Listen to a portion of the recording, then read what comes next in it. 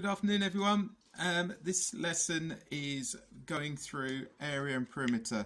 A couple of days ago, I did a lesson on area and perimeter, and I set you a few questions to do. So I'm going to go over one of the questions set, and for Boudica class, I'm going to go through the answers of the activity that I sent out to you. Now, if you are in year 5 or even year 4 and you would like to have a look at or have a go at some of these activities, please have a go and pause the video before I go through the answers. So we're doing area and perimeter. Now, if you remember, perimeter is the outside of a shape, and it's a really good way to remember it because it has rim in the word perimeter. And also we're looking at area, which is the space inside a shape. Now, if you have a look, we can work out the area of a shape by using the formula A, which is A stands for area, equals length times width, or L times W. But if you have a look at this, this is actually called a compound shape, and we can't use that formula by itself because that formula is usually only for quadrilaterals, four-sided shapes to work out the area for. So what we have to do is we have to, first of all, work out the perimeter, and then we're going to work out the area. Now, if you have a little look, we've got the length of this, which is 6 centimeters, 10 centimeters, 4 centimeters, and 3 centimeters. But we have an unknown length here, A, and an unknown length here, which is B.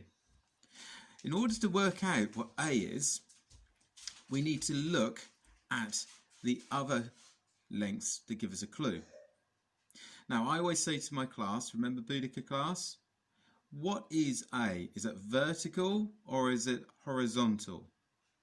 Now, it is actually vertical, so we look at all the other vertical numbers or sides. For example, we've got 10 centimeters there, and we've got 3 centimeters. And we say to ourselves, right, I need to use those other vertical numbers. Now, do I add them together, 10 add 3, which will give you 13, or do I need to take them away from each other, 10 take away 3, which will give us 7. Which one would make sense? Well, the one that would make sense would be 10 take away 3, which would give us 7 centimeters. So we have here A equals 7 centimeters. If you think about it, it would look a bit crazy if it was 13 centimeters, because it means that this side here would be actually longer than this side here. Now again, we do the same with B. If you have a look at B, now is it vertical or horizontal? It's actually horizontal, so we look at all our horizontal numbers. We've got 4 here, and we've got 6. Now, do we add them together? 6 and 4 equals 10. Or do we take them away from each other? 6 take away 4 equals 2. Which one would fit and make sense? Well, it would be 10 add 4 centimeters, which would give you 10 centimeters. So I'm going to put that down.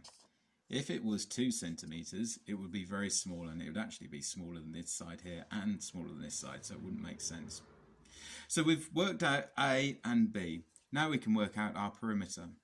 So 7, add 6, add 10, add 10, add 3, add 4 will give us our perimeter in centimeters. Now, the way to work this out quickly is to look for any number bonds. Right, I'm going to add the 10s together first of all. So we've got 10, add 10, and I'm going to tick them off. 10 add 10 is 20. Now, are there any number bonds? Yes, there are. There's a 7 there and a 3 there. So 10 add 10, and 3 and 7 is another 10, so that's 30. And look, there's another number bond. 6 and 4 is another 10. So 10 add 10, add 10, add 10. So the perimeter, I'll put P, equals 40 centimeters. Okay, Right, let's have a look at the area. Now remember, it's length times width, and it's just for a quadrilateral. Now this is a compound shape, which means it's kind of like two shapes stuck together. Can you see? So, can you see these little dots here? I've split this compound shape into two. There's